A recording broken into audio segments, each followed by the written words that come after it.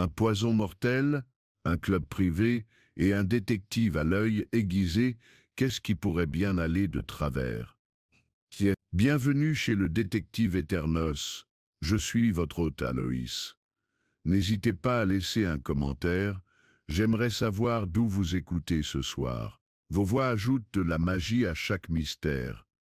Nous y voilà, ce samedi matin, le soleil rayonnait avec bienveillance sur le village de Alderley Edge, inondant les haies et les cottages en pierre de miel d'une douce chaleur dorée. C'était le genre de journée qui ne promettait que bavardage, génoise et le léger bruissement des guirlandes dans la brise. C'est idéal, en somme, pour la fête annuelle du jardin qui se tenait sur les pelouses du presbytère. L'épouse du pasteur, une femme active, plus passionnée par les compositions florales que par la théologie, s'était surpassée cette année. Des étals bordaient l'allée du jardin, ses confitures et conserves côtoient de vieux livres, une table de bric-à-brac alourdie par une porcelaine légèrement ébréchée, et une modeste tente à thé présidée par Madame Nora Hargreaves, dont la génoise avait remporté des prix dans 3 comtés et provoqué un véritable scandale l'année où elle avait ajouté une touche de cognac à sa confiture de prunes.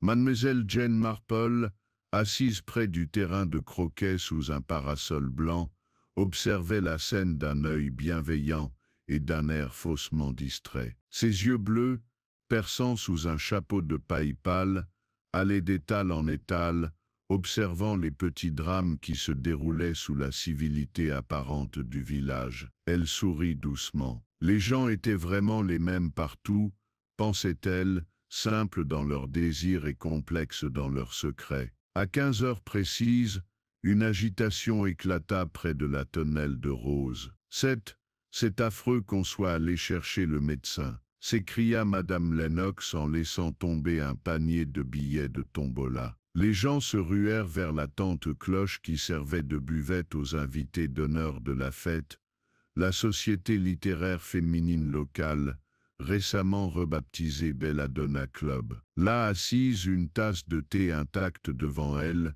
et une expression de surprise glaciale sur le visage, se tenait Madame Caroline Fothergill, la veuve la plus redoutable de Alderley Edge et présidente du club. Elle était indéniablement morte. Le silence qui suivit ne fut rompu que par le cliquetis de la porcelaine fine lorsqu'un plateau de thé tomba des mains de quelqu'un. Miss Marple, déjà debout, murmura « Oh là là, comme c'est désagréable !» Quoique pas tout à fait inattendu. Ces paroles, bien sûr, passèrent inaperçues au milieu de la foule grandissante. Mais elle avait déjà porté son attention sur la tasse de thé intacte, la petite fiole de cristal taillée encore ouverte dans le réticule de Miss Fothergill, et l'étrange parfum sépamer et légèrement floral qui flottait dans l'air. Lorsque le docteur Edwin Waltham arriva, essoufflé et s'épongeant le front avec un mouchoir taché, la fête s'était dissipée dans un tourbillon de murmures et de regards inquiets. Les enfants étaient emmenés, le match de croquet abandonné, et la musique du gramophone s'était tuée au milieu d'une valse. Même les banderoles semblaient s'affaisser sous le poids de la tragédie. Miss Marple, qui n'était pas du genre à se mettre en avant, s'attardait silencieusement au bord de la scène, apparemment absorbée à réarranger les gants de dentelle qu'elle gardait dans son sac à main. En vérité, elle écoutait. Le docteur Vertom s'agenouilla près de la chaise de Madame Fothergill et procéda à son bref examen avec une efficacité clinique. C'était un homme bon, bienveillant, consciencieux et doté d'une discrétion rare chez les médecins de campagne. Au bout d'un moment, il se redressa en soupirant. « Je crains que Madame Fothergill ne soit décédée, m'annonça-t-il gravement. Je vais bien sûr prévenir le coroner. Mais je dois dire que cela ne paraît pas naturel. » Cette dernière remarque, bien que prononcée à voix basse, provoqua une nouvelle ondulation parmi les spectateurs. Quelqu'un haletant. Madame Hargreaves émit un bruit de poule piétinée. Monsieur Tobias Rive, président du conseil paroissial et propriétaire de l'unique mercerie du village, s'avança avec l'indignation vertueuse de celui qui avait autrefois présidé un sous-comité sur la sécurité des fêtes. « Vous ne voulez pas dire un acte criminel ?» demanda-t-il, la voix juste assez haute pour couvrir la foule rassemblée. Le docteur Vertom fronça les sourcils. « Ne tirons pas de conclusions hâtives, Tobias, mais je dois dire que sa couleur, la dilatation fixe de ses pupilles, et il baissa la voix mais pas au point que Miss Marple ne l'entende pas, une certaine âpreté dans l'odeur près de son thé, c'est tout à fait distinct. Des amandes, murmura Miss Marple, comme pour elle-même. Pardon, Miss Marple, demanda le vicaire, le révérend Thomas Pelham, qui se tenait à côté d'elle, l'air profondément troublé. « Oh rien, ma chère, dit-elle avec un sourire doux. Juste une observation anodine. Tu sais comment je suis. L'agent Cray est arrivé jeune, sérieux et complètement dépassé. Il entreprit de boucler la zone de rafraîchissement avec une ficelle empruntée au stand de l'Arbre de Mai, puis nota les noms dans un petit carnet corné. Il était clair que c'était sa première vraie scène de crime, et qu'elle ne siégeait pas confortablement sur ses larges épaules. En fin d'après-midi, la fête fut annulée, les tables furent débarrassées, les tombolas abandonnés, et les gâteaux recouverts de nappes adhésives destinés à être offerts à la guilde des femmes le lendemain matin. Les gens s'éloignèrent en groupe, la voix basse, les yeux scrutant les autres avec une suspicion renouvelée. Les ragots commencent avant même que le soleil ne commence à décliner. Fâchée, une crise cardiaque. Duration 7, dit Madame Thistlewood, la chroniqueuse autoproclamée des malheurs de Alderley Ledge, à son partenaire de bridge. Mais croyez-moi, Caroline Fothergill n'a jamais rien fait d'aussi banal. J'ai dit à Harold ce matin même, n'est-ce pas Harold sait, et qu'elle avait l'air d'avoir mangé un navet avarié. Je me demande si c'est le résultat de ce régime épouvantable qu'elle suivait en permanence. Oh Rimti, de renifla Madame Rollins, qui avait un jour perdu un concours littéraire face à Madame Fothergill. Plutôt de la vanité et du vinaigre. Cette femme préférerait mourir de faim plutôt que de laisser un plus jeune accéder à la présidence. Avez-vous entendu, murmura une autre voix, la dispute à la réunion du Belladonna Club jeudi dernier. Quelque chose à voir avec son Nouveau Testament, n'est-ce pas? Ou avec son neveu?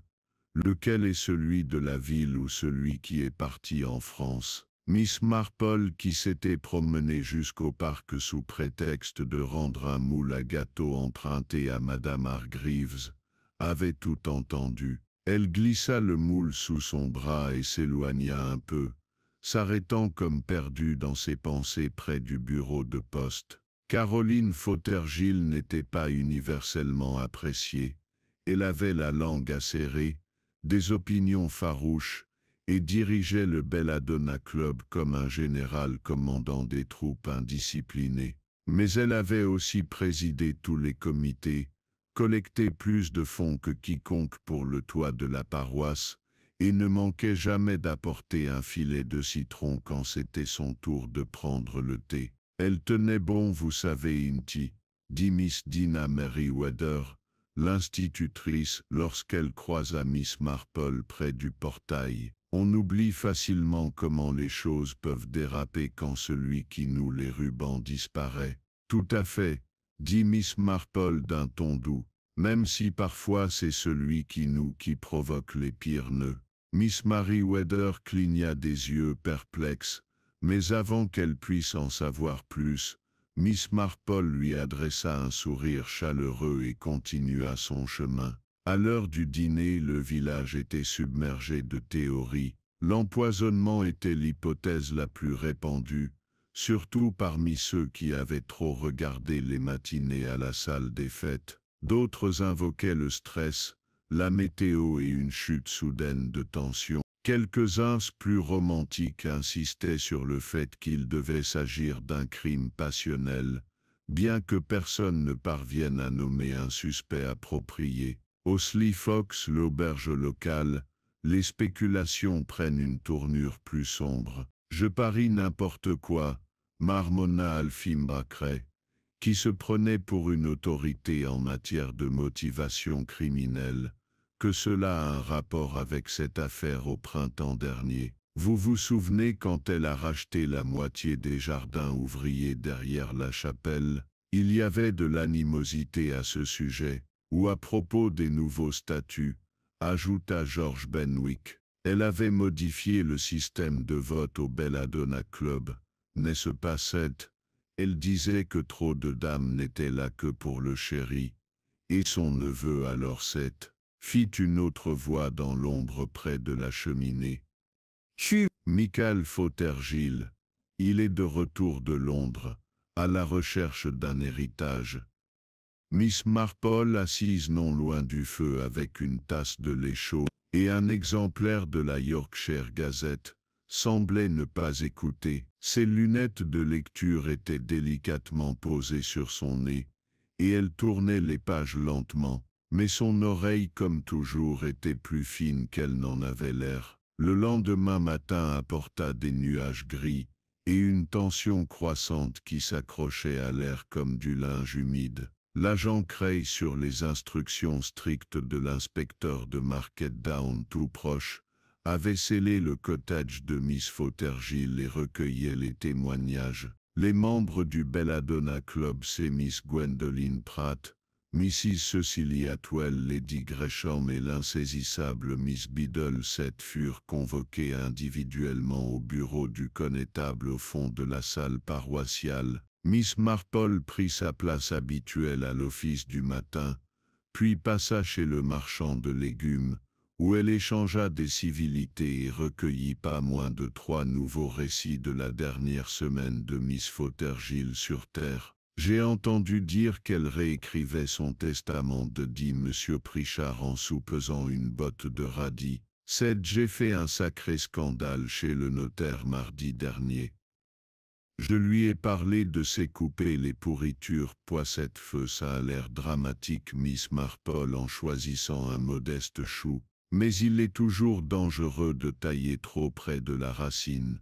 Vous ne trouvez pas? Feu Pritchard, qui ne comprit pas bien mais savait qu'il valait mieux ne pas poser de questions, hocha simplement la tête et rendit sa monnaie. Alors que Miss Marple retournait dans la rue, une brise souleva son écharpe, et elle s'arrêta pour l'ajuster. Son regard se porta vers les collines au-delà du village, où des nuages s'amontellent de vieux secrets lourds et en suspens. Il y avait quelque chose de troublant au cœur de tout cela, pas seulement la mort de Caroline Fothergill, mais le calme étrange qui succédait à un silence là où il aurait dû y avoir plus de bruit, un espace vide là où les questions auraient dû être. Elle écoutait encore un peu, observerait comme toujours, et bientôt quelqu'un dirait quelque chose qu'il n'avait pas voulu dire. Il le faisait toujours. 2 jours après la fête, Alderley Edge affichait une expression réservée et hésitante. Le rythme du village avait été perturbé, et bien que la vie continuât, les enfants se traînaient à l'école, le courrier arrivait avec sa ponctualité habituelle, et la boulangerie vendait ses scones. En milieu de matinée, l'atmosphère était tendue, les gens chuchotaient au lieu de se saluer, et chacun regardait ses voisins, sinon par-dessus son épaule du moins de travers. Miss Marple, quant à elle, se déplaçait dans le village comme si de rien n'était. Elle vaquait à ses courses avec sa précision habituelle, rapportant un livre de prières emprunté au presbytère, livrant un pot de gelée de coin sous les intempéries Mademoiselle Bartlett, qui passait 10 minutes, discrètement et stratégiquement, à examiner une triste rangée d'écheveaux de laine dans la boutique de M. Reeve tout en écoutant les bavardages autour d'elle. À chaque arrêt, elle ne posait aucune question, seulement de très brefs commentaires. C'est doux. observateur et apparemment hors sujet. Mais chaque remarque suscitait une réaction, un haussement de sourcils par, une soudaine attitude défensive par là, ou une anecdote racontée avec trop d'empressement. L'enquête du coroner n'avait pas encore été fixée, mais cela n'empêchait pas les détectives amateurs de Alderley Edge de tirer leurs propres conclusions. Le docteur Vertom avait envoyé un échantillon du thé de mademoiselle Fothergill et le contenu de sa fiole, toujours dans son sac à main, à un laboratoire londonien, une formalité, disait-il, mais qu'il jugeait nécessaire, compte tenu de la nature de sa mort. À présent, tout le monde s'accordait à dire que Caroline Fothergill avait été empoisonnée. Mademoiselle Marpole le soupçonnait depuis longtemps. La légère odeur d'amande amère, si faible que seule une personne dotée d'une mémoire olfactive particulière aurait pu la reconnaître, laissait présager quelque chose de grave. Mais le poison n'était que la méthode. Le mobile, voilà la véritable énigme. C'était un mardi après-midi, lorsque Miss Marpole se rend à Rosewood Lane pour rendre visite à sa chère amie Miss Gwendoline Pratt, l'une des fondatrices du Belladonna Club. Vieille fille de toujours et ancienne gouvernante, Gwendoline était connue pour sa mémoire impeccable, son goût pour la littérature classique et sa propension à raconter les événements avec la précision d'un journal de bord militaire. « Oh Jane !» dit Gwendoline en ouvrant la porte vêtue de son habituel cardigan l'avant d'entrée. « Je viens de préparer du thé d'orge. C'est censé être apaisant. »« Délicieux » répondit Miss Marpole. « Nous vivons une époque angoissante. » Elles s'installèrent dans le salon, une petite pièce bien tenue qui sentait vaguement les sachets de lavande et le bois ciré. Gwendoline versa le thé d'orge et passa une assiette de sablé sec mais admirablement symétrique. « Vous devez être bien secoué, » dit doucement Miss Marpole en sirotant son thé. « Feu pauvre Caroline, feu Paul était Euélie, et là à la fête de tous les endroits. » Les lèvres de Gwendoline se pincèrent. Ce poisait Twek, Dogliteta, c'était tout à fait déplacé, mais pas le lieu bien sûr, même si mourir en public est indécent, mais la méthode, le poison surtout, c'est tellement lâche. En effet, murmura Miss Marpole, on pourrait dire que c'est un acte très personnel. Glisser quelque chose dans le thé d'autrui implique une certaine intimité, ou du moins une certaine proximité. Ce poisait Twek. Gwendoline ne répondit pas immédiatement, mais ses doigts tapotèrent une fois sa tasse. Ce poil, elle était difficile ces derniers temps, admit-elle. Caroline avait toujours été exigeante, mais ces derniers mois, eh bien elle avait pris l'habitude de tout dicter. Elle avait changé les statuts du Belladonna Club. Elle avait refusé que Cecily redevienne secrétaire. Elle avait dit qu'il était temps de changer de secrétaire. Ah bon? Je croyais que Cecily Atwell avait servi pendant près de 15 ans. 17 dit sèchement Gwendoline, et elle était parfaitement à la hauteur. Mais Caroline dit qu'elle est devenue complaisante. C'est ce qu'elle disait toujours quand elle voulait que quelqu'un se retire. Miss Marpole grignota délicatement son sablé. Et qui proposait-elle à la place? Miss Biddle entre toutes. Miss Biddle, répéta Miss Marpole en haussant légèrement les sourcils. Je ne l'avais pas trouvée particulièrement sociable. Elle ne l'est pas, dit sèchement Gwendoline. Mais elle est jeune et impressionnable. Le genre de personne que Caroline pourrait modeler. Ce commentaire s'inspire discrètement à Miss Marpole. Elle n'en dit plus. Après le thé, tandis que Gwendoline s'excusait pour aller chercher un patron de broderie emprunté, Miss Marpole laissa son regard vagabonder. Le salon était soigneusement rangé, avec des échantillons encadrés, et quelques livres anciens, mais une photo sur la cheminée attira son attention.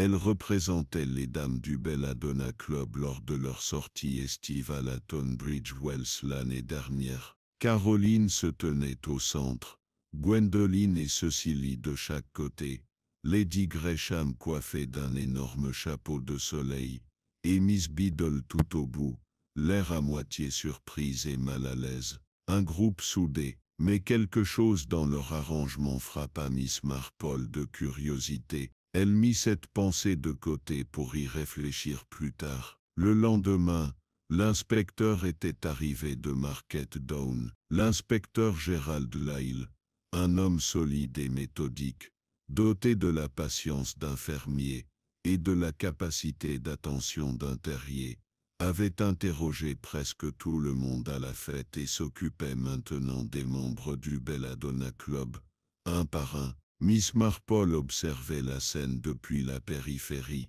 se contentant apparemment de soigner ses roses et de donner de temps à autre des nouvelles du village à la femme du pasteur. Mais son esprit fonctionnait avec autant de sérénité que jamais. Elle avait revu la scène de la fête, la tasse de thé intacte, le reflet du verre dans le sac à main de Caroline, le calme surnaturel de son visage. Elle avait aussi vu qui était assis le plus près d'elle, qui avait servi le thé en dernier, et qui avait reculé un peu trop brusquement lorsque le corps avait été découvert. L'inspecteur, quant à lui, se concentrait sur les détails les plus immédiats. Qui avait manipulé le TC, qui avait accès à la buvette, qui aurait pu souhaiter le départ de Mademoiselle Fothergills. Il passa près d'une heure à discuter avec Madame Hargreaves, qui supervisait la buvette. Ses déclarations étaient précises, mais troublées. Nous étions au moins 6, inspecteur J, dit-elle en tordant son tablier.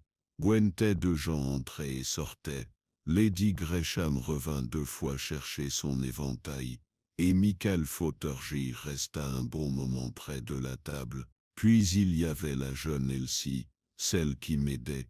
Elle laissa tomber un plateau et dut aller chercher d'autres tasses. Tout le monde était très occupé. Le nom de Michael Fothergill est revenu plus d'une fois. Miss Marple ne l'avait rencontré que 2 fois, une fois des années plus tôt, alors qu'il n'était encore qu'un garçon dégingandé et maussade à l'université, puis brièvement le lendemain de la fête, arpentant le village d'un air sombre et irrité. Il n'avait pas encore visité la maison funéraire, ce que plusieurs villageois remarquèrent à voix basse. On disait qu'il était revenu au village assez récemment, après une longue absence, sans épouse, sans profession stable, et d'après le commis boulanger qui avait surpris une conversation animée près de la place du marché, il était d'un tempérament colérique dès qu'on le provoquait. Pourtant Miss Marple restait sceptique. Michael était brusque et visiblement mécontent de l'attention du village, mais il manquait de précision dans son acte. L'empoisonnement n'était pas un crime impulsif, il exigeait de la planification, de la subtilité et de l'ouverture. Il avait peut-être la seconde possibilité, mais la première, Miss Marple en doutait.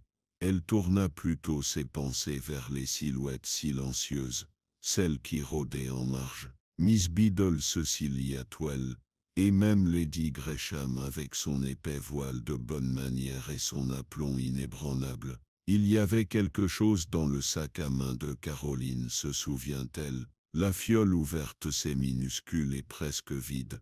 Brune-t-elle rangée à côté du programme de la fête et d'une enveloppe pliée, cachetée par le notaire. L'enveloppe avait été emportée par l'inspecteur, bien sûr, mais Miss Marple avait saisi l'adresse. Monsieur Ellis Perdu, notaire Briar Bank Chambers. Elle lui écrira demain, du ton poli de quelqu'un qui s'enquiert du testament et de la succession d'un ami décédé. Personne ne soupçonnait jamais une vieille fille d'être indiscrète quand elle était enveloppée d'inquiétude. L'enquête ne faisait que commencer, mais déjà les fils se détachent de la tapisserie ordonnée du village. Miss Marple croisa les mains sur ses genoux en regardant le crépuscule s'abattre sur Alderley Edge.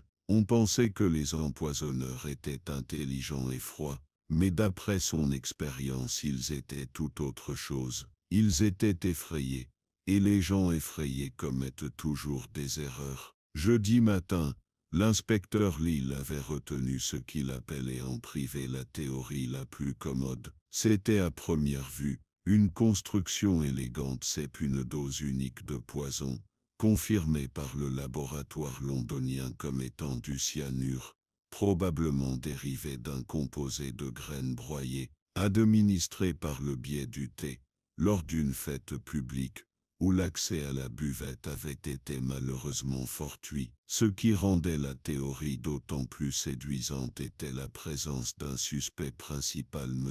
Michael Fothergill. Miss Marple était assise sur son banc de jardin ce matin-là, raccommodant un modeste trou dans son gant gauche, lorsque la nouvelle arriva par Madame Finch, la cousine de la receveuse, qui passait devant le bureau du gendarme pile au bon moment. Ils l'ont amené tôt ce matin, c'est pour d'une Madame Finch, les yeux écarquillés par la satisfaction d'avoir quelque chose de vraiment digne d'être rapporté. Je l'ai vu avec son manteau encore à moitié boutonné, l'air terriblement contrarié. Mademoiselle Marple hocha la tête, son aiguille fonctionnant sans relâche. Oui, je m'attends à ce qu'il ait l'air contrarié. J'imagine qu'il n'a pas l'habitude d'être remonté par l'autorité. On dit qu'il s'est disputé avec elle, bruyamment, en public. Miss Marple leva doucement les yeux. Cela ne réduit pas beaucoup le champ des possibles. Caroline Fothergill avait le don d'entraîner les gens dans des disputes publiques. Madame Finch cligna des yeux, puis laissa échapper un petit rire. C'était vrai, je suppose. Pourtant c'est quelque chose. Non, c'était quelque chose. Mais pas tout. Selon Miss Marple, Michael Fothergill s'était bel et bien disputé avec sa tante. Cela s'était produit la semaine précédant la fête. Plusieurs villageois avaient été témoins de l'échange devant le bureau du notaire, et il avait été décrit avec de plus en plus d'embellissements. Certains disaient qu'il avait crié, d'autres insistaient sur le fait que Caroline l'avait giflé. Une version particulièrement exaltée affirmait qu'il lui avait attrapé le bras et menacé de lui couper les vivres. Mais comment un neveu sans revenu connu avait pu s'en prendre à qui que ce soit restait flou. Ce qui avait commencé comme un désaccord sur le financement de son héritage plus précisément, était devenu le sujet de discussion de tous les salons et boutiques du coin de la Durley Edge. Et maintenant Caroline mortait le cyanure confirmé, les soupçons se portaient directement sur l'héritier, avec un mobile et une attitude. Mais Miss Marple, qui avait vécu assez longtemps pour savoir distinguer un suspect probable d'un vrai, garda le silence. Plus tard dans l'après-midi, elle reçut un mot discret de maître Ellis Perdu, l'avocat dont elle avait vu le nom sur l'enveloppe dans le sac à main de Caroline. C'était une réponse polie et brève, écrite sur un épais papier crème. « Chère Mlle Marple, disait-on, comme vous vous êtes si aimablement renseigné sur les affaires de feu Mlle Fothergill, je peux confirmer qu'un Nouveau Testament a bien été établi 2 jours avant son décès. Le contenu est scellé jusqu'à la lecture, prévue pour lundi prochain, mais je dois dire qu'il y a eu des modifications importantes. Avec tout mon respect, Ellis Perdu. » Miss Marple plia la lettre avec soin et la rangea dans le tiroir de son bureau. Des modifications importantes. Cela soupçonnait-elle aurait changé la dynamique de plus d'une relation dans la vie de Caroline Fothergill. Le soir même, l'inspecteur Lille fit un saut au presbytère pour parler au révérend Pelham et resta assez longtemps pour prendre le thé avec Mlle Marple, invitée à dîner. Elle l'accueillit chaleureusement, lui offrant son sourire plus discret et une tasse d'eau d'argéline parfaitement infusée. « Mon Toquel et moi cela a fait 7, dit-il en souriant avec gratitude. Mon Toquet ce à quoi je m'attendais quand on m'a appelé des Market Down. Mon Toquet ça Mlle Marple, mon Toquet ça Mlle Marple, mon Toquet ça une fête champêtre. Cétolité ricana légèrement, mais son expression demeurait troublée. Monto rouge Cétolité ne nie pas l'argument et semble même fier.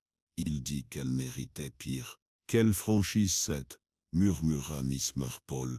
Monto le plus étrange poursuivit Lille en se renversant, c'est qu'il ne semble pas se soucier de l'argent. Il dit qu'il savait qu'elle avait modifié son testament, et qu'il ne s'attendait pas à recevoir un centime. Il prétend n'être au village que pour la persuader de laisser quelque chose à un de ses amis, un artiste en mauvaise santé. Cet homme Miss Marple inclina légèrement la tête. C'était plutôt altruiste de sa part, ou un stratagème astucieux, peut-être. Elle sirota son thé. Mais même les stratagèmes les plus astucieux ont tendance à s'effondrer et à y regarder de trop près. Lille la regarda pensivement. On ne pense pas qu'il l'ait fait. Miss Marple croisa les mains sur ses genoux.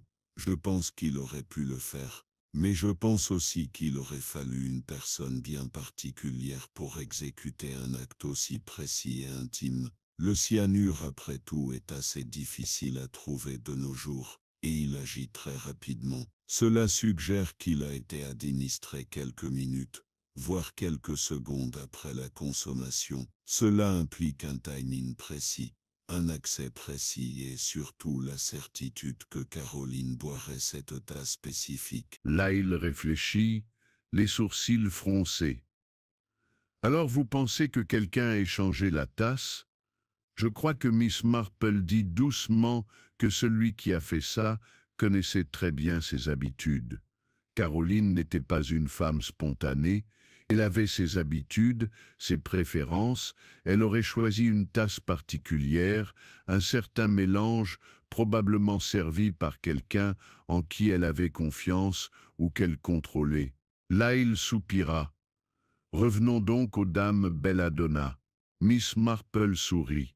Elles étaient certainement les plus proches d'elle à tous égards. Alors que l'inspectrice partait, rassurée que Miss Marple n'offrait que les douces réflexions d'une vieille dame intelligente, elle retourna dans son salon et se remit à tricoter. Le cliquetis des aiguilles était apaisant, mais son esprit restait vivement alerte. Elle se souvenait du visage de Miss Biddle, au destin incertain, teinté d'une sorte de peur. Elle se souvenait de l'expression ferme et indéchiffrable de Lady Gresham lorsqu'elle distribuait les assiettes de gâteaux. Et elle pensa à Cecilia Atwell, qui semblait étrangement abattue depuis la mort de Caroline, bien que personne ne semblait l'avoir remarqué. La mort de Caroline Fothergill avait bouleversé bien des choses. Le Belladonna Club lui-même semblait se défaire. Le lendemain matin, Cecilia Atwell lui rend discrètement visite. Elle apporta une boîte de scones et s'excusa de ne pas être venue plus tôt.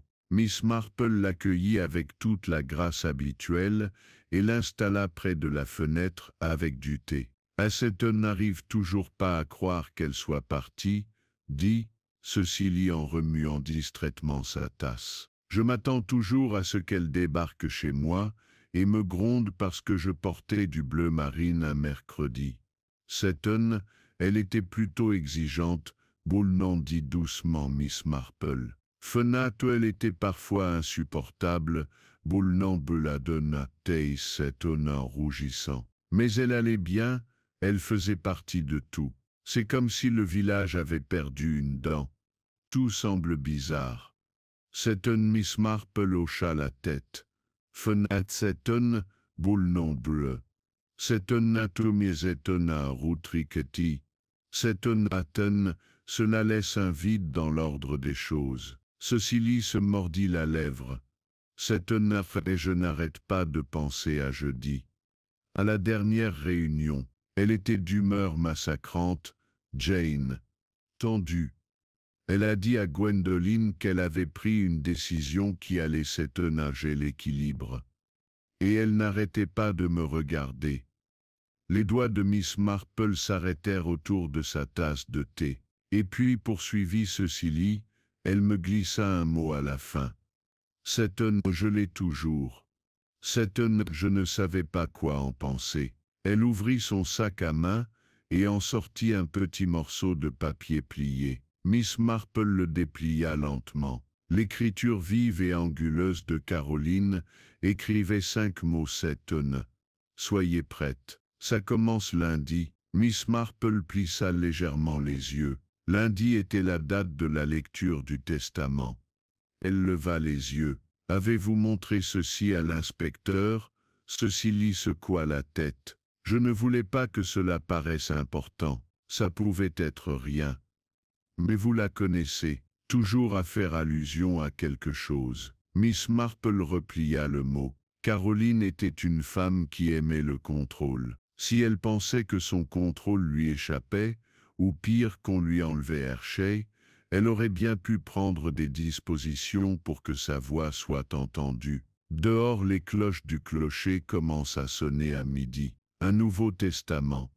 Une note énigmatique et un suspect trop évident au goût de Miss Marple. La phase suivante du mystère commençait, et Miss Marple, silencieuse et vigilante, avait déjà une longueur d'avance. Le matin de la lecture du testament arriva avec un temps qui semblait refléter l'humeur de Alderley Edge, cet frais, humide et vigilant. Le ciel gris était bas, et les rues calmes résonnaient du pas traînant de ceux qui vaquent à leur course, avec un peu moins de gaieté que d'habitude. Un décès au village était toujours une ombre, mais ce poison, cette police, ce soupçon étaient différents. Miss Marple prit son petit déjeuner habituel, composé d'œufs à la coque et de toast, à 8h30 précises, suivi de son habituel coup d'œil au jardin. Les dahlias fleurissent plus tard cette année, remarqua-t-elle établie le long de la haie. La végétation était devenue quelque peu indisciplinée. Pourtant la nature poursuivait son cours paisible, même lorsque les gens s'abstiennent. À 10h, elle enfila son manteau gris tourterelle et son chapeau assorti, légèrement bordé de lavande, puis se dirigea, d'un pas lent, vers Briar Bank Chambers. Maître Ellis perdu, notaire, attendait plusieurs connaissances et parents de feu Maisel Fothergill. Bien que Maisel Marple ne fût pas mentionné comme bénéficiaire, Maître Perdu l'avait aimablement invité à témoigner des intentions de Maisel Fothergill, avait-il précisé dans sa lettre, ce que Maisel Marple jugea une tournure de phrase plutôt diplomatique. Elle arriva et trouva la modeste salle de réunion déjà occupée. Gwendoline Pratt était assise près de la fenêtre, un carnet serré sur ses genoux, les lèvres pincées de tension. Cecily Atwell était à ses côtés, les mains jointes et les yeux baissés, comme se préparant à l'impact. Lady Gresham, impérieuse comme toujours, portait un voile plus adapté à des funérailles à la cathédrale qu'à une lecture de village. Et dans un coin, s'efforçant de passer inaperçu, se tenait Michael Fothergill, bras croisés et mâchoires serrées. Il n'y avait aucune trace de Maisel Biddle. Messe perdue entre à 10h précises, le visage empreint de professionnalisme. Merci à tous d'être venus, Maisel Bull, commença-t-il. Je comprends que la situation soit difficile. Je ne tarderai pas plus longtemps que nécessaire. Ce que je vais lire aujourd'hui est le testament le plus récent et le plus contraignant de Maisel Caroline Fothergill, daté du jeudi précédant son décès. Il ajusta ses lunettes et déplia l'épaisse liasse de parchemin.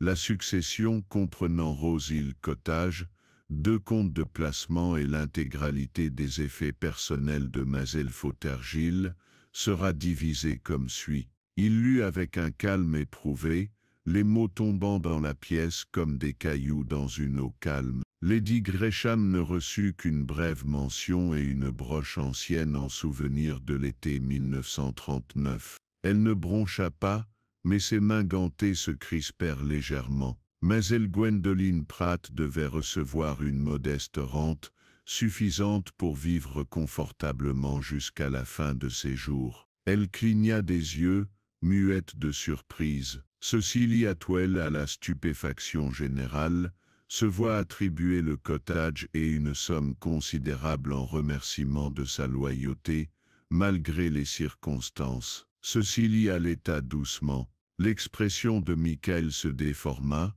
mais Miss Marple ne put le dire. Était-ce de confusion ou de fureur c'est?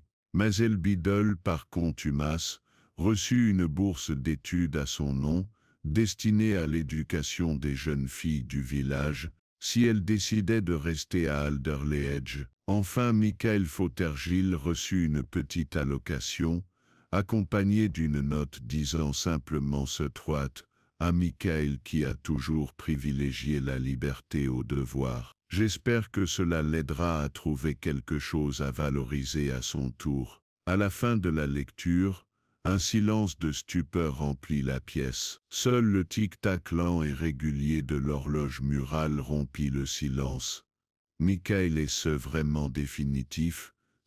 commença Gwendoline, la voix légèrement éraillée. « Fait définitif, c'est le type fénitif, c'est. » Dimes perdu, Caroline fut très claire dans ses instructions. Elle effectua les changements elle-même, en ma présence, et semblait parfaitement saine d'esprit. Lady Gresham se leva et lissa ses gants. « Je vois, eh bien merci monsieur Perdu, c'est très éclairant. » Et sur ce elle quitta la pièce. Michael resta assis un moment, puis le suivit dans un silence glacial. Miss Marple le regarda partir, puis reporta son attention sur Cecily, toujours assise, stupéfaite, une main sur la poitrine. « Fais-tu » ? « Je n'ai rien demandé, » murmura Cecily. « Fais-tu » ? Je ne voulais pas de sa maison. Elle ne disait jamais rien. Miss Marple lui tapota doucement la main. Caroline ne disait pas souvent les choses clairement. Elle préférait les orchestrer. C'est le tu. Je ne comprends pas. Pourquoi moi? Peut-être Matt, dit Miss Marple doucement, car elle savait que vous ne poseriez pas la question. Dehors le village semblait plus calme que d'habitude. La nouvelle de l'héritage, des choix, des ressentiments se répandra bientôt. Que Caroline ait délibérément modifié le cours de son héritage quelques jours avant sa mort, ajoutait une note théâtrale finale à une affaire déjà compliquée. Plus tard dans l'après-midi, en rentrant chez elle, Miss Marple s'arrêta devant son portail. Quelque chose la troublait, un détail déplacé, persistant dans sa mémoire. Elle entra et s'assit à son bureau, tirant une nouvelle feuille de papier. Soigneusement, elle dressa la liste des personnes présentes à la buvette de la fête et de celles qui avaient des motifs potentiels de s'en prendre à Miss Fothergill. Cecily était nouvellement riche, mais inconsciente. Michael offensé, mais ne s'attendait apparemment à rien. Lady Gresham insultée, ignorée.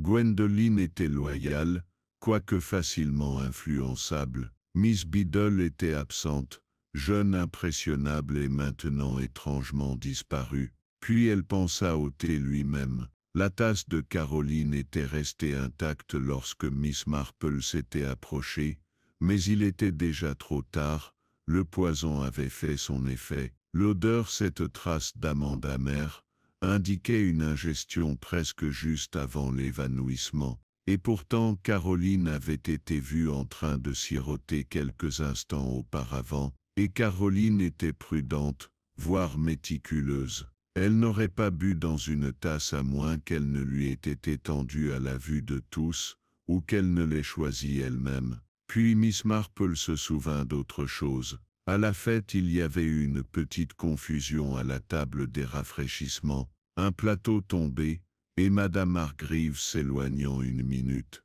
et une jeune femme nerveuse inconnue, qui proposait de l'aider à servir, une fille qui n'était pas du village. Miss Marple reprit son carnet, et feuilleta les notes qu'elle avait notées après la fête. La voilà, elle-ci la fille dont Madame Hargreaves avait parlé, fraîchement arrivée du village voisin, amenée par Lady Gresham pour la journée afin d'aider à la tante. Elle portait des gants. Miss Marple se souvenait maintenant de gants de coton fin pour une chaude journée. Bizarre de servir le thé. Plus étrange encore, que personne ne l'ait mentionné depuis, une présence cachée, une main silencieuse, une tasse passée, peut-être avec un sourire, à une femme sans méfiance qui croyait que tout était en ordre. Les yeux de Miss Marple se plissèrent légèrement. Elle rédige un mot à l'inspecteur Lille pour lui demander un mot, pas urgent, mais concernant une petite question de protocole à la fête. Écrivit-elle ce qui l'intriguerait suffisamment pour qu'il la contacte. Puis elle se rassit, fixant pensivement la liste devant elle. Le testament avait tout changé. Les dernières dispositions de Caroline avaient mis le village à cran, renforcé les motivations et exacerbé les ressentiments. Mais Miss Marple ne pensait pas que le mobile résidait dans l'héritage. Non, c'était personnel, c'était plus proche que l'argent, plus acerbe que l'insulte. C'était quelque chose qui couvait en silence, comme du poison dans le thé, attendant son heure. Et maintenant, avec la moindre trace à suivre, elle allait commencer à chercher non seulement qui avait raison, mais qui avait l'occasion, car quelqu'un quelque part avait échappé à leur contrôle, et Miss Marple avait bien l'intention de découvrir qui. Une semaine entière s'était écoulée depuis la mort de Caroline Fautargil,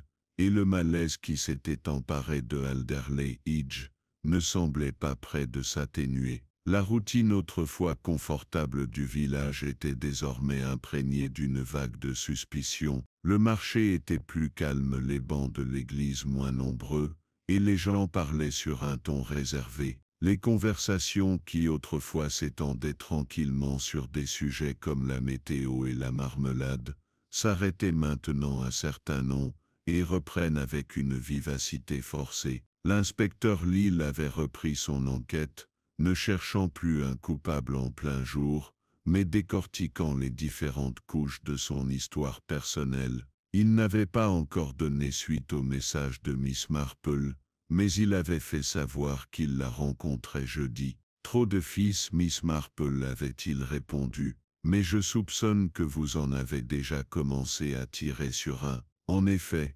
mercredi après-midi, Miss Marple rend visite à la plus insaisissable des dames du Belladonna Club, c'est Miss Vera Biddle. Miss Biddle vivait seule dans un modeste appartement au-dessus de la pharmacie, un étroit escalier menant à la ruelle. On la voyait rarement au village, sauf pour assister à des réceptions de club, et Miss Marple l'avait toujours vue comme une jeune femme déplacée, sérieuse, réservée et soucieuse de ne pas offenser. Elle avait été une sorte de cas de charité parmi les dames Belladonna, invitant davantage par sens de l'utilité de Caroline que par intérêt partagé. Miss Marple monta lentement l'escalier et frappa 2 fois à la porte écaillée. Après un silence, elle s'ouvrit de quelques centimètres. « Ouais » fit une voix douce et hésitante. « Miss Biddle, c'est Miss Marple.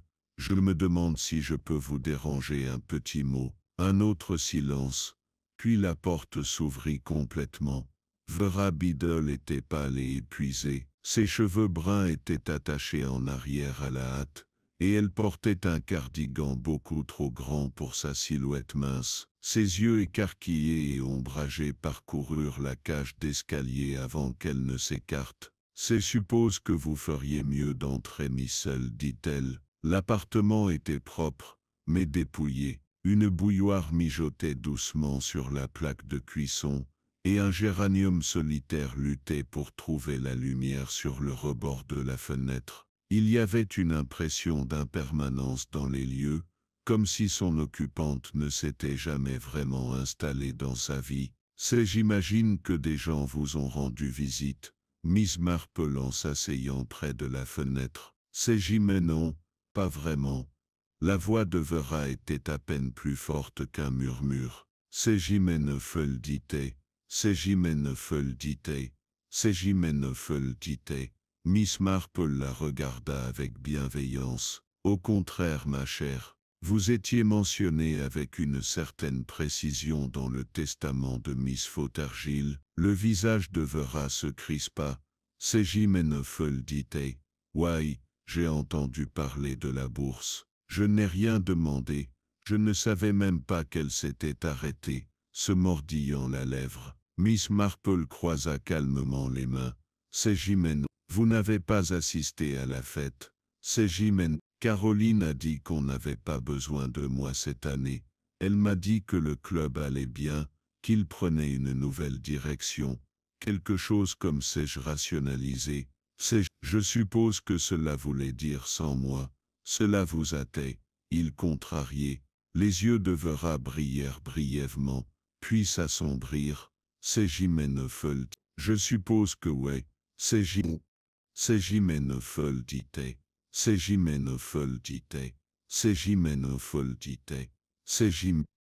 Il disait que j'étais trop timide pour être utile, dit-elle. Dit Vera au bout d'un moment. Elle disait ce genre de choses, parfois, mais ensuite elle les retournait en arrière rayées comme si elle ne les pensait pas du tout. Je n'ai jamais vraiment su où j'en étais avec elle. Miss Marple observa attentivement la jeune femme. On vous avait aperçu sur la place le jour de la fête. Plusieurs villageois crurent vous avoir aperçu, mais aucun ne pouvait l'affirmer avec certitude. Vera se détourna. Je passais, c'est tout. Je ne suis pas resté longtemps. Je n'ai parlé à personne. Avez-vous vu Caroline? Non. Miss Marple hocha lentement la tête. Miss Biddle, pardonnez à une vieille dame de poser la question, mais avez-vous déjà manipulé des produits chimiques dans votre travail ou vos études? Vera cligna des yeux. Oui. J'ai suivi une formation d'assistante de laboratoire avant de venir à Alderley. C'était il y a des années. Silence.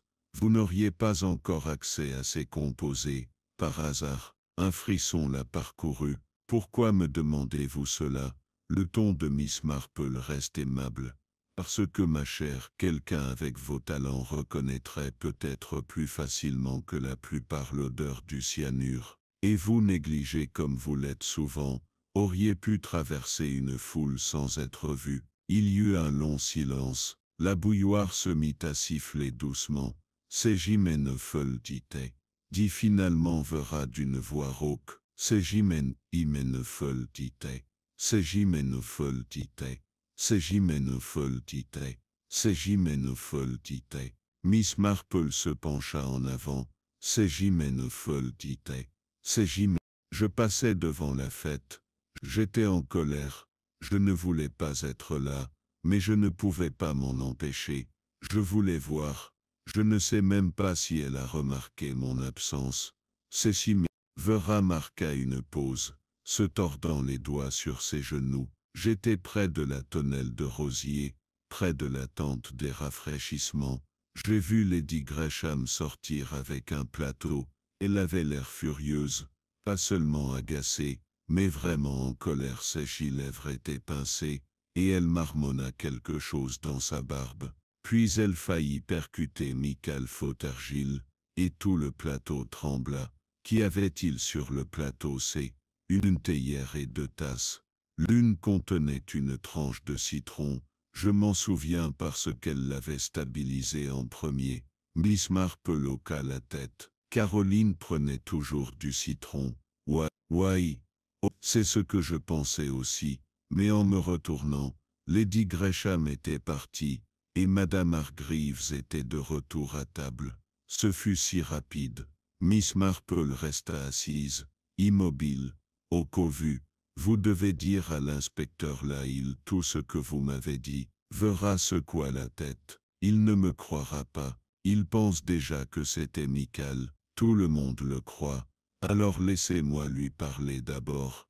Plus tard dans la journée, Miss Marple rencontra l'inspecteur Lahill au presbytère. Elle rapporta tout ce que Vera avait dit, sans ménager ni hésitation ni silence. Folle, elle a peur, conclut Miss Marple. C'est Jim, mais je ne crois pas qu'elle ment. C'est Jim.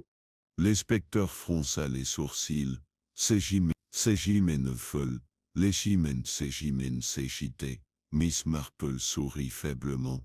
Tout le monde a un mobile, un inspecteur. Parfois ce n'est pas une question d'héritage ou de statut. Parfois c'est une insulte, ou de fierté. C'est Jimène, c'est Jimène, c'est chi. ou de fierté. Séjimine, séchité, ou penser qu'elle en avait l'occasion, ou qu'elle en ait eu les moyens ou la volonté, il nous reste à le déterminer. Séjimine, séchité. Mispecteur soupira. Séjimine, séchité. Ou qu'on veut soupe le pelé. Séjimine, séchité. Ce soir-là, un orage s'abattit sur les collines, faisant claquer la pluie contre les fenêtres et inondant les ruelles pavées d'un parfum de feuilles et de terre détrempée. Miss Marple était assise dans son salon, tricotant près du feu. Elle repensa à Lady Gresham toujours si calme, si fière, si déterminée à rester intouchable. Mais Caroline l'avait complètement rayée du testament, et Caroline soupçonnait Miss Marple, lui avait dit quelque chose de dur ce jour-là, quelque chose d'humiliant, et l'humiliation, d'après la longue expérience de Miss Marple, était l'une des provocations les plus dangereuses. Les secrets étaient exhumés, un à un, comme des mauvaises herbes arrachées du sol, et bientôt, pensa-t-elle, l'un d'eux viendrait avec une racine tachée de poison. L'orage passa pendant la nuit, laissant Alderley Edge trempé et étrangement silencieux, comme si le village retenait son souffle. Les flaques d'eau reflétaient les lourds nuages au-dessus de sa tête, et l'air transportait l'odeur de la terre retournée, et quelque chose de plus subtil avait changé, le genre de chose qui persistait avant qu'une vérité ne se fasse connaître. Au matin, les ruelles étaient à nouveau animées de murmures, mais le sujet avait changé. Ce n'était plus la mort de Caroline Fothergill seule qui retenait l'attention du village. C'était la nouvelle, se répandant comme du lierre le long des vieux murs, que Lady Gresham avait été convoquée par l'inspecteur Lahill pour un entretien privé. Une telle phrase dans un endroit comme Alderley Edge suffisait à déclencher des spéculations bien au-delà de son sens. Au Sly Fox, on disait que Lady Gresham était blême en quittant le bureau du gendarme. À la boulangerie, quelqu'un jura l'avoir vue assise dans sa voiture,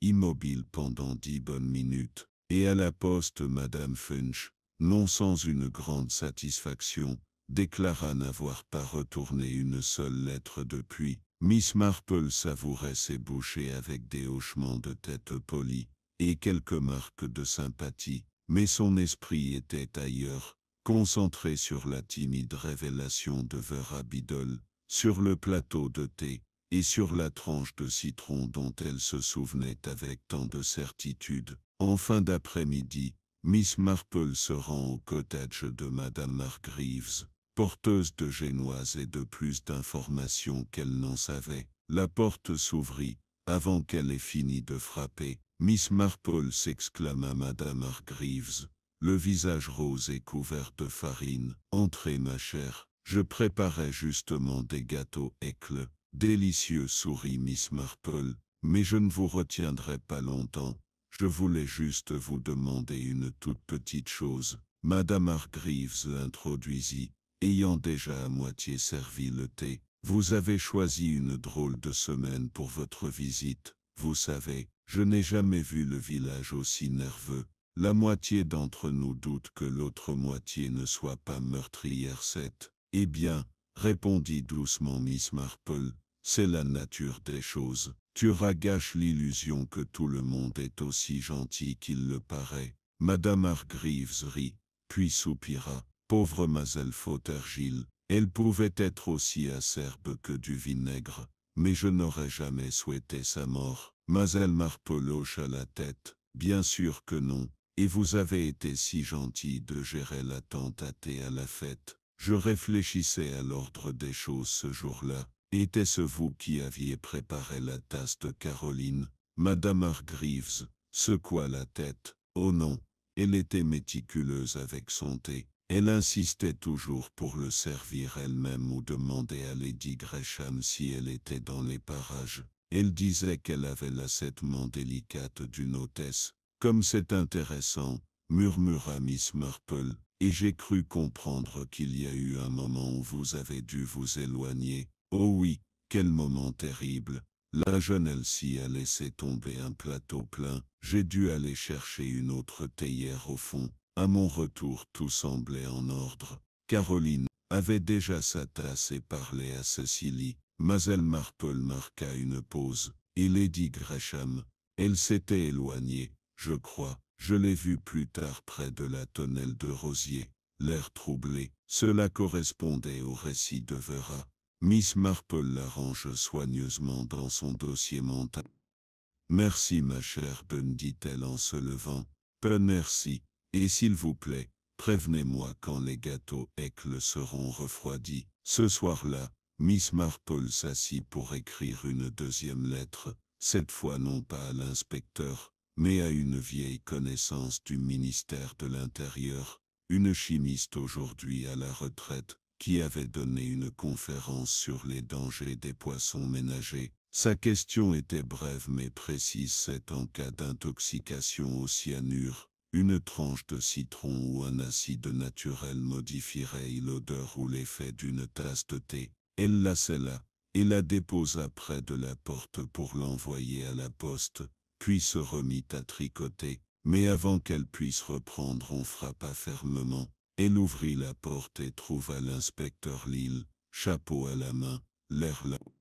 Mais alerte, et ben c'est pas, je pensais passer, me dit-il, et j'ai eu une journée très éprouvante. Miss Marple lui fit signe d'entrer. Du thé, s'il vous plaît. Ils étaient assis près de l'âtre, tandis que le crépuscule se pressait contre les fenêtres. Tipo, vous aviez raison pour Lady Gresham, dit-il enfin, elle avoua être furieuse contre Caroline. Apparemment, on lui avait promis une dotation pour sa petite nièce, puis elle s'est retrouvée exclue du Nouveau Testament. Elle prétend que Caroline l'a humiliée devant les dames Belladonna. Et le plateau, demanda Miss Marple. Elle dit l'avoir fait par geste, pour se calmer, et l'avoir passé à quelqu'un d'autre. Elle nie avoir touché directement les tasses. Elle dit les avoir toutes laissées sur la table.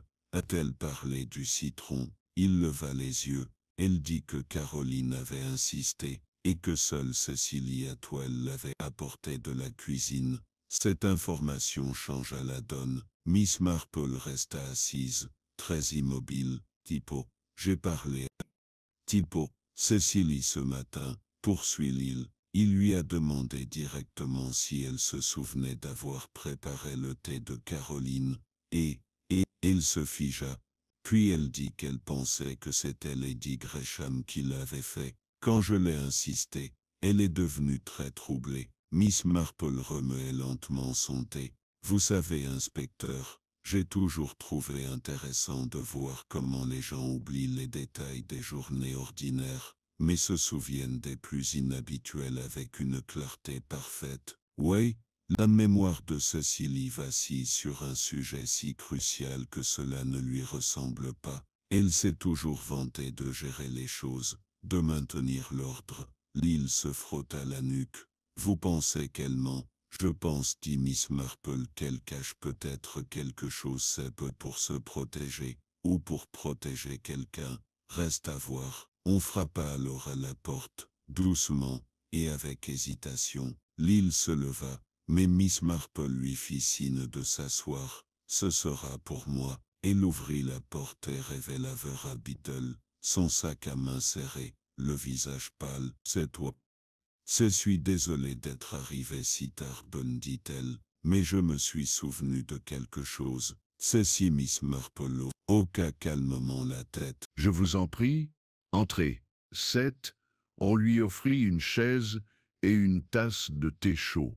Vera la serra, les mains tremblantes. 7. Je pensais plutôt à ce jour-là, Benton, dit-elle. 7. À Caroline. 7. Je n'ai pas seulement vu Lady Gresham, j'ai aussi vu Cecily. Cecily. Elle est allée derrière la tente à un moment donné, portant quelque chose. Une petite bouteille.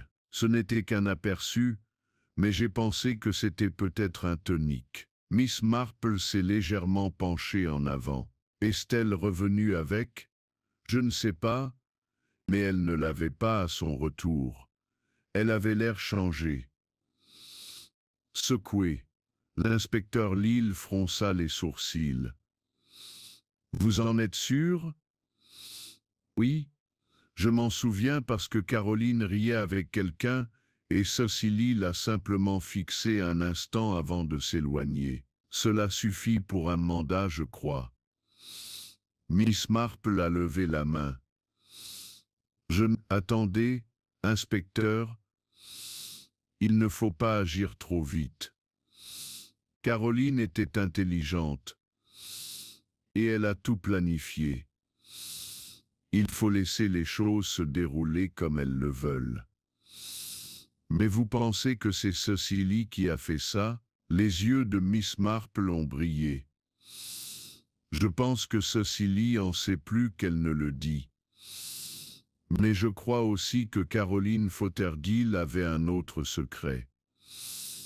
Un qu'elle comptait bien révéler même d'outre-tombe. Le silence retomba dans la pièce, à l'exception du léger tintement des tasses à thé contre les soucoupes. Dehors, les nuages commençaient à se dissiper, et les étoiles apparurent une à une, patientes et vigilantes. Il manquait encore quelque chose. Mais plus pour longtemps.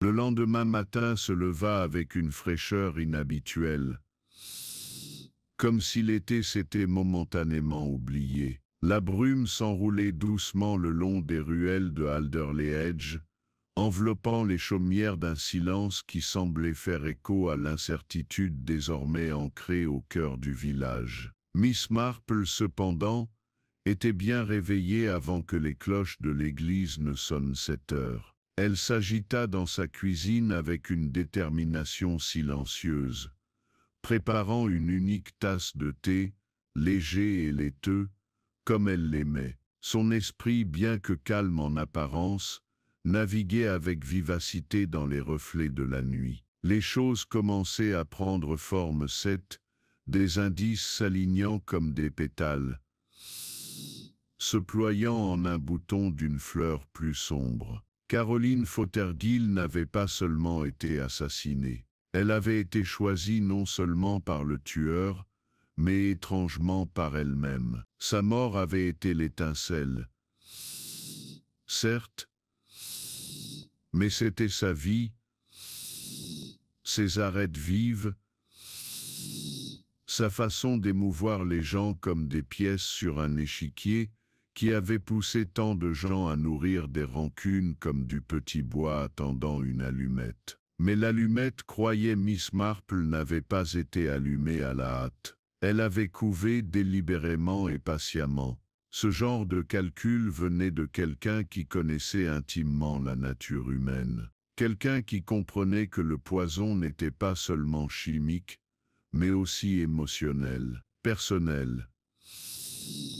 Il devait être délivré par une main qui ne serait pas remise en question. Ainsi, après le petit déjeuner et une rapide promenade dans la rue principale où elle remarqua avec intérêt que Cecily Atwell n'avait pas ouvert les rideaux de Rose Hill Cottage, Miss Marple entreprit de préparer un piège des plus délicats.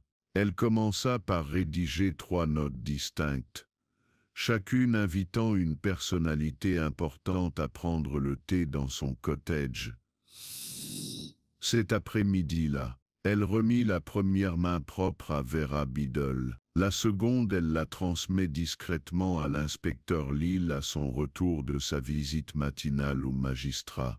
Et le troisième, après mûre réflexion, elle l'avait posté par la fente en laiton de la porte de Rose Hill Cottage, adressée de sa main soignée et penchée à Cecily Atwell. À 4 heures, le soleil était revenu miroitant sur les haies humides et donnant au monde un air plus frais, comme nettoyé par l'attention de la veille. Le salon de Miss Marple, petit et ordonné, embaumait un léger parfum d'eau de rose et de biscuits aux amandes. La table était dressée avec un simple service à thé en porcelaine bleue et blanche, la pince à gâteau en argent de sa grand-mère à côté d'une assiette de scone au raisin. Vera arriva la première, vêtue d'un cardigan clair, l'air toujours inquiet d'être refoulée à tout moment. Miss Marple l'accueillit chaleureusement et la dirigea vers la chaise la plus proche de la fenêtre. L'inspecteur Lille la suit 10 minutes plus tard, les sourcils froncés,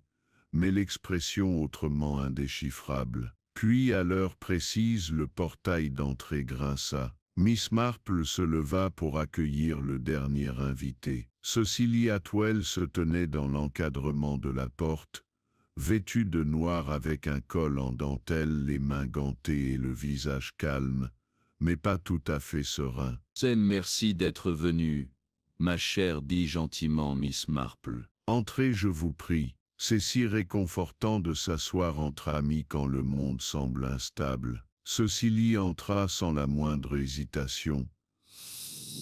Son regard se porta sur Vera, puis sur Lille, mais elle ne dit rien.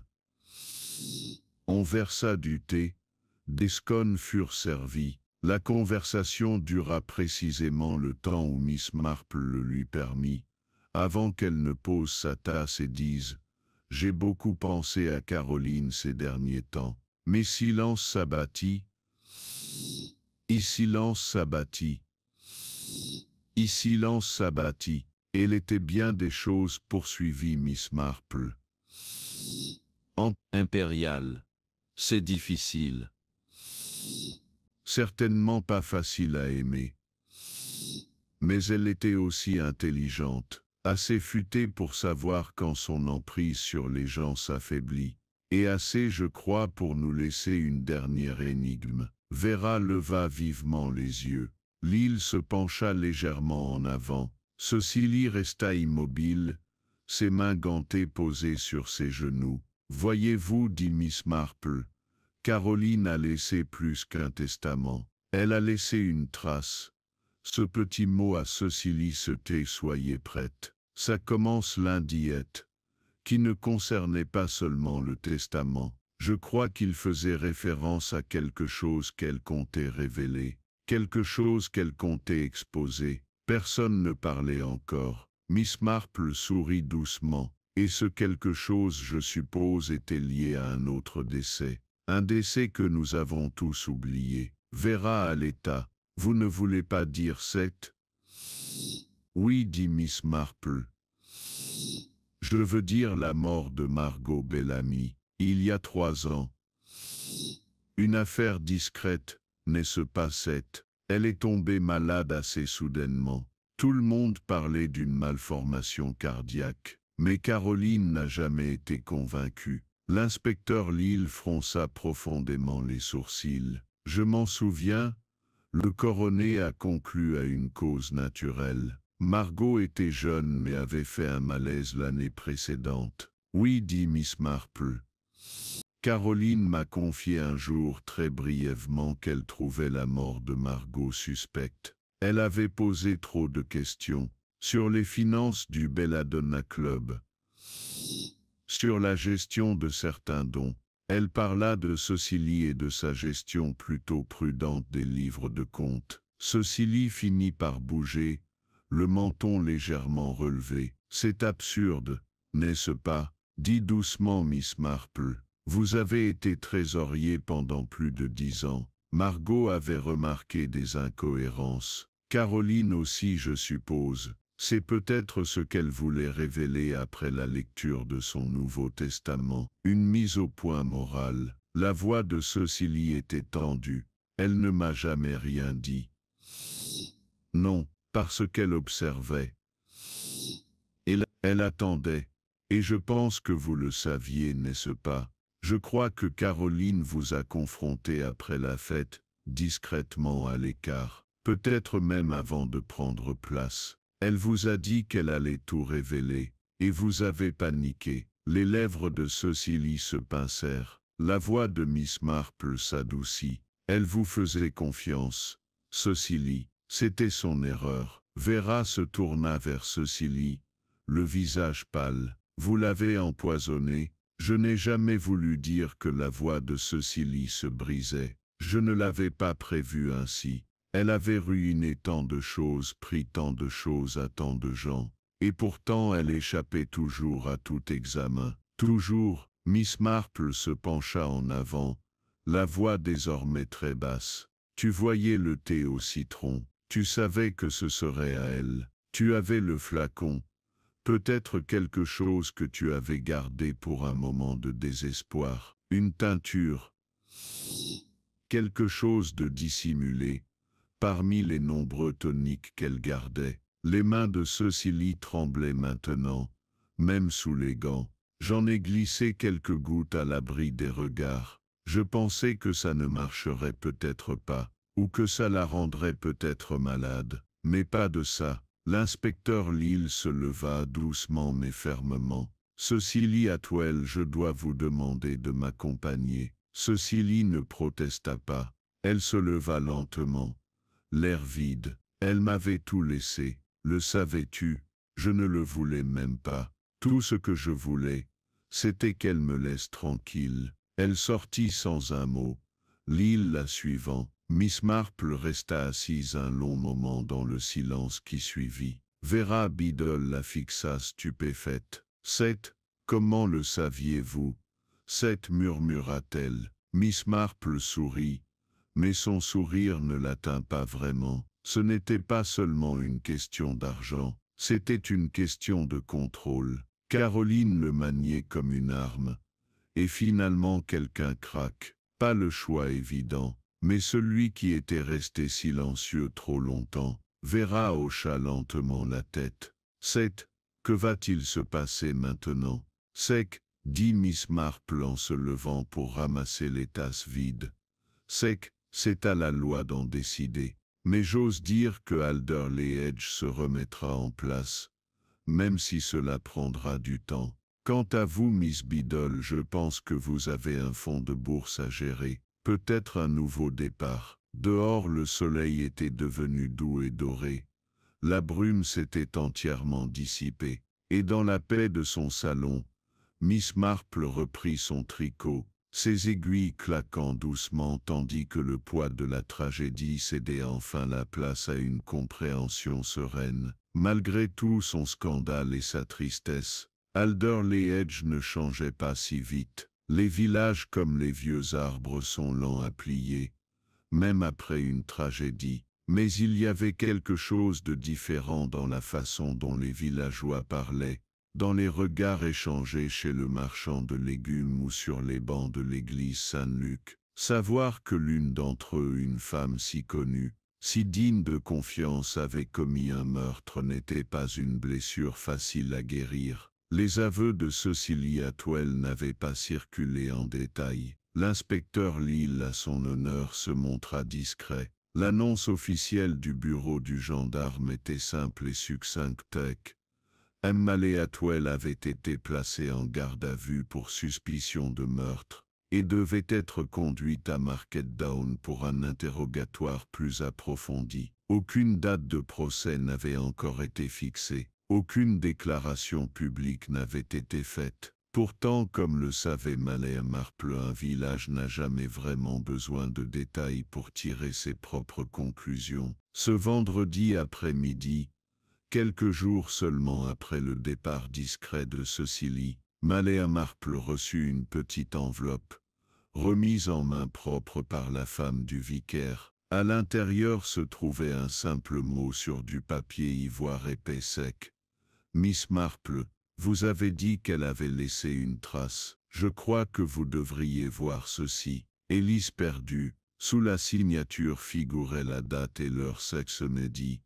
10 heures. Miss Marple plia le mot et le glissa dans les pages du compagnon de la dame. Elle n'en dit rien à personne, ni à Vera Biddle, ni à l'inspecteur, ni même à son amie Gwendoline, qui passait chaque jour lui poser des questions et lui faire part de ses soupçons. Certaines choses, pensait-elle, exigeaient la solitude. Le samedi venu, Miss Marple parcourut à pied la courte distance qui le séparait de Briar Bank Chambers sous un doux ciel gris. Monsieur Perdu l'accueillit dans son bureau bordé de livres avec son efficacité tranquille habituelle. « J'ai pensé que ceci pourrait vous intéresser à... » dit-il sans préambule, désignant un tiroir fermé à clé de son bureau. Il en sortit une enveloppe brune cachée, sans aucune mention si ce n'est le nom écrit de la main reconnaissable de Caroline Fauter-Gilsec,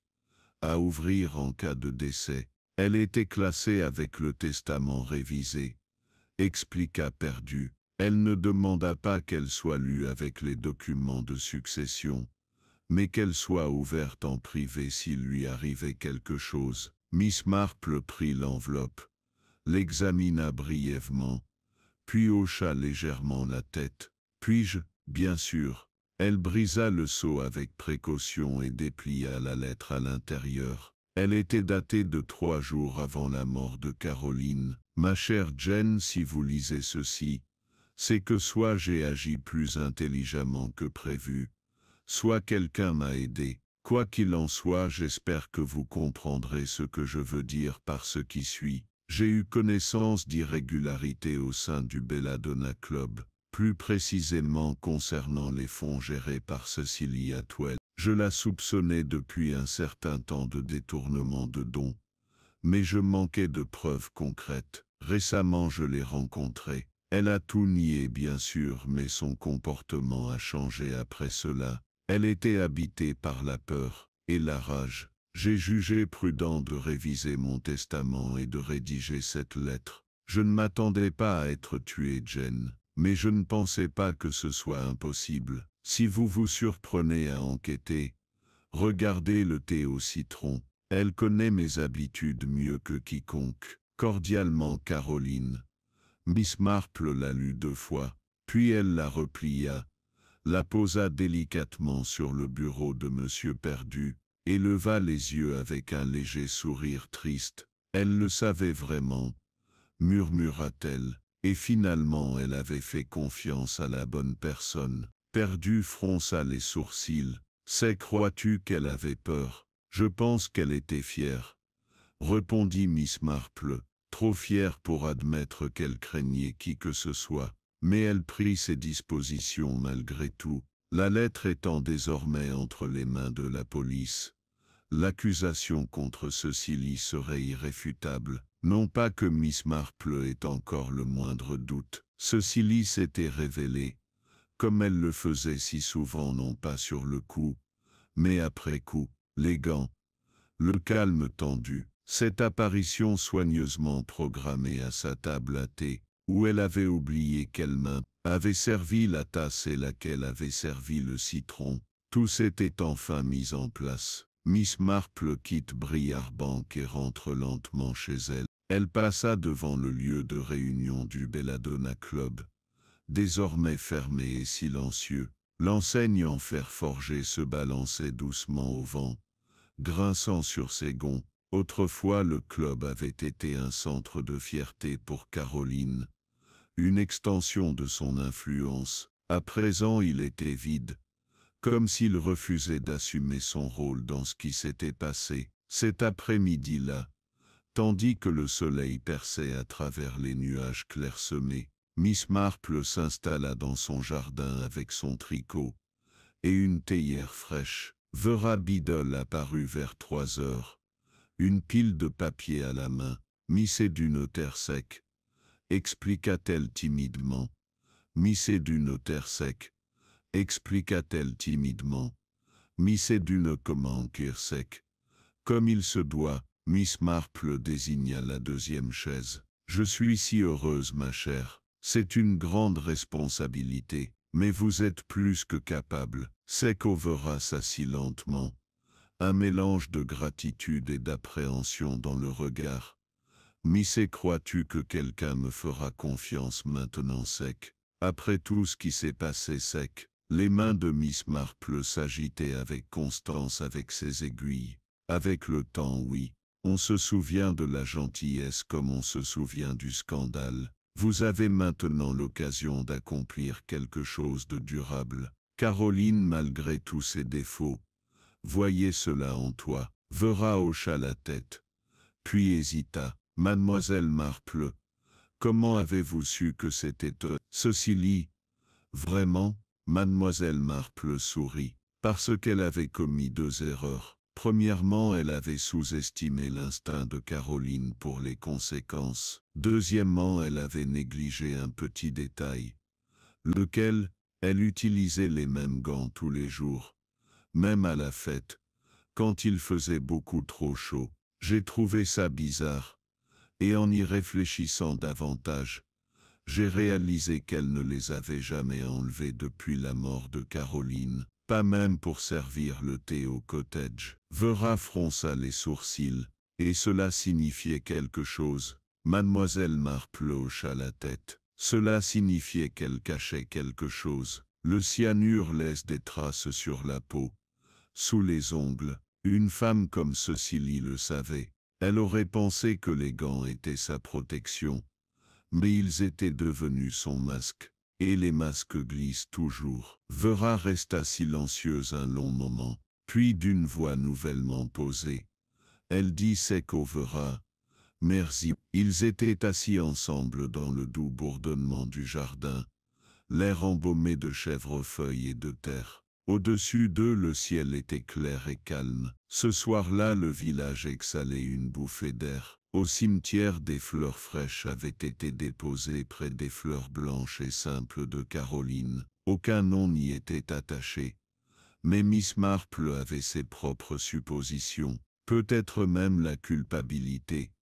À sa manière étrange apportait-elle une sorte de paix. Le club de la Belladone ne se réunit plus. Son héritage, comme la fleur qui lui avait donné son nom, était magnifique, puissant et dangereux lorsqu'il était mal utilisé. Miss Marple regarda les dernières lueurs du jour s'éteindre dans le jardin.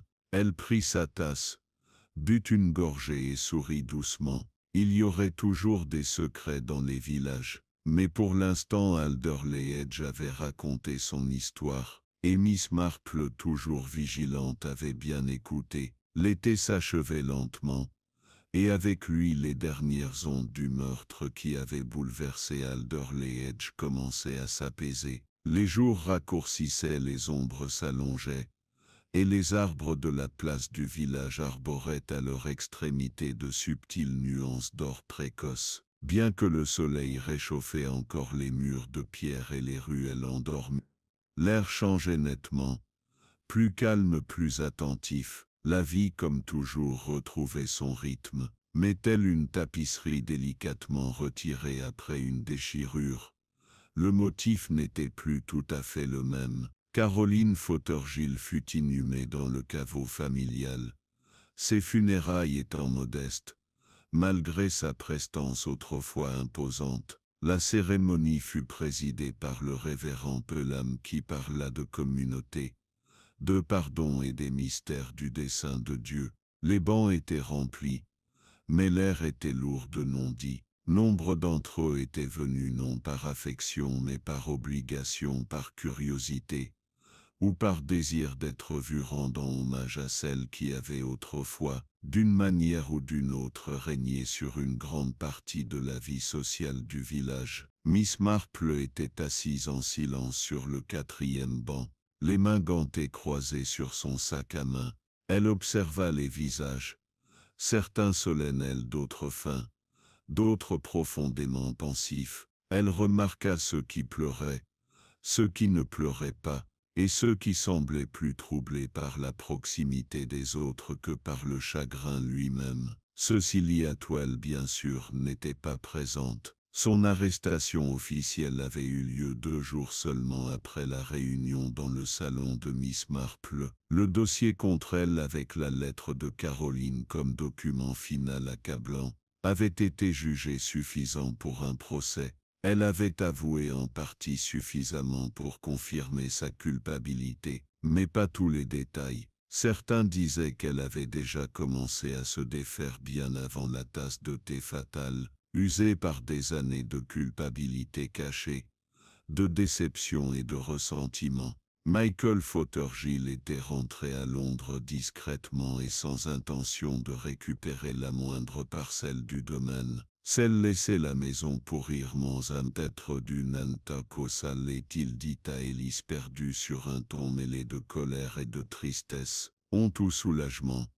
Nul ne pouvait le dire. Quant au Belladonna Club, son nom n'était plus beaucoup prononcé. La salle de réunion restait fermée, les fenêtres éteintes. Lady Gresham se retira de la vie publique, se retranchant derrière les hauteuils de son domaine. Gwendoline Pratt, après mûre réflexion, déclara qu'elle n'occuperait plus de poste au sein d'aucune organisation littéraire ou autre. Le village avait eu son lot de secrets, mais au milieu des changements et de l'installation, il y eut aussi de petits débuts. Vera Biddle, timide et lente, commençait à s'adapter à son nouveau rôle. Le fonds de bourse étant désormais officiellement établi, elle coordonne avec le vicaire et l'institutrice l'identification des jeunes filles ayant besoin d'aide pour poursuivre leurs études. C'est l'argent de Caroline, oui, dit-elle à Miss Marple un après-midi. Mais je crois qu'elle voulait peut-être plus que cela. Une façon de se racheter peut-être. Miss Marple hocha la tête. On peut rarement choisir le souvenir que les autres se font de nous, ma chère. Mais on peut choisir de faire quelque chose de bien avec ce qui reste. C'était une chaude journée. Cette conversation, et elles étaient assises sous la treille recouverte de roses derrière le cottage de Miss Marple. Des abeilles bourdonnaient nonchalamment tout près, et une légère brise apportait un léger parfum de lavande et de pierre. Celle, je ne comprends toujours pas comment tu as pu le voir avant tout le monde, dit Vera en lui offrant une tranche de pain de thé fraîchement beurré. Ceci lui semblait si ordinaire. Miss Marple accepta la tranche avec un sourire. Celle-là, mais c'est exactement ça, vois-tu. On s'attend à ce que le danger vienne envelopper dans quelque chose d'effrayant, mais souvent il arrive déguisé en familiarité, chez les gens en qui on a confiance, dans une gentillesse qui cache le contrôle, ou dans un ordre qui masque le ressentiment. Celle-là, mais elle remua son thé, et poursuivit. Celle-là, mais j'ai toujours pensé qu'on apprend plus en restant assis tranquillement qu'en posant des questions. Les gens se révèlent constamment. Ils ne s'en rendent simplement pas compte. Un mot trop prudent, un regard trop rapide, un geste trop répété. Ceci se révélait dans son besoin d'être perçue comme inoffensive. C'est là que j'ai commencé. Vera réfléchit puis hocha lentement la tête. Élégant. Oui, dit Miss Marple. On porte des gants pour cacher quelque chose, parfois pour se protéger, parfois pour dissimuler leurs actes. Quoi qu'il en soit, dès qu'une personne porte des gants hors saison, cela révèle quelque chose qu'elle n'avait pas l'intention de dire. Le village, dans les semaines qui suivent l'arrestation, reprend ses habitudes. Le bazar de l'église reprit avec toutefois moins de compétition et moins d'éclat. Les écoliers rentrèrent après les vacances d'été, leur bavardage servant à nouveau de fond sonore aux ruelles. Même le renard russé, autrefois rempli de buveurs chuchotants, avait retrouvé sa clientèle habituelle et ses ragots inoffensifs, et pourtant une sorte de prudence plus douce avait envahi l'air, comme le parfum de l'automne bien avant que les feuilles ne commencent à tomber. Les gens étaient peut-être plus lents à juger maintenant, ou du moins plus prompts à envisager ce qui pouvait se cacher sous la surface. Ils accueillirent Miss Marple avec plus de curiosité que jamais, même si elle éludait poliment chaque question. L'affaire était close, dit-elle toujours. Mieux valait ne pas s'attarder, mais en secret dans ses pensées elle réfléchissait au poids de la connaissance, non seulement pour résoudre le mystère mais aussi pour comprendre ce que signifiait que de telles choses puissent éclore tranquillement dans le cœur des gens ordinaires. Le chagrin, la colère, l'amertume laissée à l'abandon prenaient racine. Elle pensa à Caroline, fière et inflexible mais jamais vraiment malveillante. Elle avait simplement vécu comme si les gens étaient censés graviter autour d'elle, et quand ce ne fut plus le cas, elle n'avait pas su comment changer. À sa manière, elle avait scellé son destin non pas par le poison mais par l'orgueil. Miss Marple était convaincue que c'était la véritable leçon qu'on tue rarement pour le seul profit. On tue pour la perte, pour l'humiliation, de peur de perdre sa place dans le monde. Le dernier dimanche d'août, Les cloches de Saint-Luc sonnèrent à Alderley Edge. L'air était plus frais maintenant, les premières feuilles commençaient à virer au jaune, et dans le jardin de Miss Marple les premiers signes de l'automne s'épanouissaient en rouille et or. Elle les observait depuis la fenêtre de son salon, une pelote de laine vert pâle posée sur ses genoux, ses aiguilles arrêtées. Et puis, comme si une pensée s'était fermement ancrée, elle reprit son tricot, d'un pas assuré et sans hâte. Le motif lui était familier, le rythme réconfortant. Dehors, une sonnette de vélo résonna dans le chemin, un chien aboya 2 fois, et quelque part une bouilloire siffla doucement dans l'après-midi. Le village, malgré tout ce qu'il avait enduré, survivait, et Miss Marple aussi, silencieuse, inaperçue de certains mais toujours observatrice, car là où d'autres voyaient la paix, elle voyait le courant sous-jacent, et là où d'autres voyaient des ragots, elle voyait la confession. Ce n'était pas un fardeau qu'elle portait mais une vocation, et elle était comme toujours à l'écoute.